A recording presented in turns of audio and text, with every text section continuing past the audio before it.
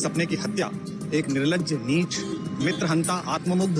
और चरित्रहीन व्यक्ति ने की, तो ये अहंकार आशा करता हूँ अगले लोग नहीं करेंगे, जो बाकी दल है वो नहीं करेंगे, इससे सबक लेंगे। जिसने अपने मित्रों की पीठ में छुरा घोंपा, गुरु को धोखा दिया, अपने साथ कंधे से कंधा मिला के लड़ने वाली महिलाओं को अपने घर लाके पिटवाया, अपनी निजी सुख और साधन के लिए जनता का पैसा खर्च किया, अब उससे आशा लगानी छोड़े।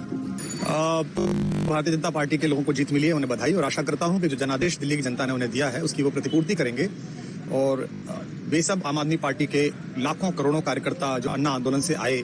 जिनके बहुत ही निश्चल, निष्पाप और बड़े भारत की राजनीति को बदलने के सपने की हत्या एक निर्लज्ज, नीच, मित्रहंता, आत्ममुग्ध और चरित्रहीन व्यक्ति ने की, उसके प्रति तो क्या संवेदना। दिल्ली को उससे मुक्ति मिली, और मैं ये जानता हूं कि अब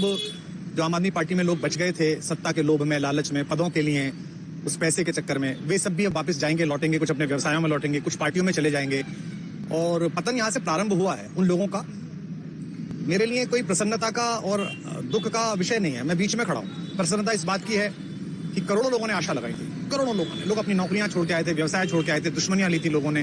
उन सब की हत्या एक आत्ममुग्ध आदमी ने, एक चरित्रहीन आदमी ने अपनी निजी महत्वाकांक्षाओं की पूर्ति के लिए की, उसको दंड मिला, ईश्वरीय विधान से दंड मिला। प्रसन्नता इस बात की भी है कि न्याय हुआ। आज जब कहना नहीं चाहिए, लेकिन आज टीवी पर जब जंगपुरा का निर्णय आया और सामने दिखाई दिया कि मनीष हार गया, तो सदा तटस्थ रहने वाली और राजनीति से विरत रहने वाली मेरी पत्नी जो है, उसकी आंख में आंसू आ गए, वो रोने लगी,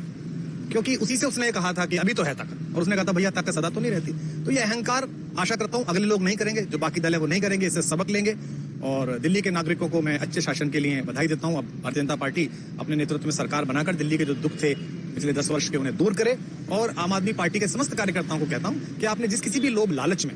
सब कुछ जानते हुए एक ऐसे व्यक्ति के समर्थन में काम किया जिसने अपने मित्रों की पीठ में छुरा घोंपा, गुरु को धोखा दिया, अपने साथ कंधे से कंधा मिला के लड़ने वाली महिलाओं को अपने घर लाके पिटवाया, अपनी निजी सुख और साधन के लिए जनता का पैसा खर्च किया, अब उससे आशा लगानी छोड़े, अब बाहर निकलें, अपना अपना जीवन देखें। मुझे राघवेंद्र सरकार राम की कृपा मिली, जिनका ये घर है, जिनकी कृपा से मैं यहाँ खड़ा हूँ। मुझ पर कृष्ण कृपा हुई कि मैं इस निर्लज्ज सर्कस से बाहर आ सका। मैं उन सबसे भी अच्छे भविष्य की कामना करता हूँ कि वो कोई गंदगी ना फैलाएं कहीं भी, वो लौट जाएं अपने शिविरों में। जिस तरह माधव को, कृष्ण को दूत देखकर भी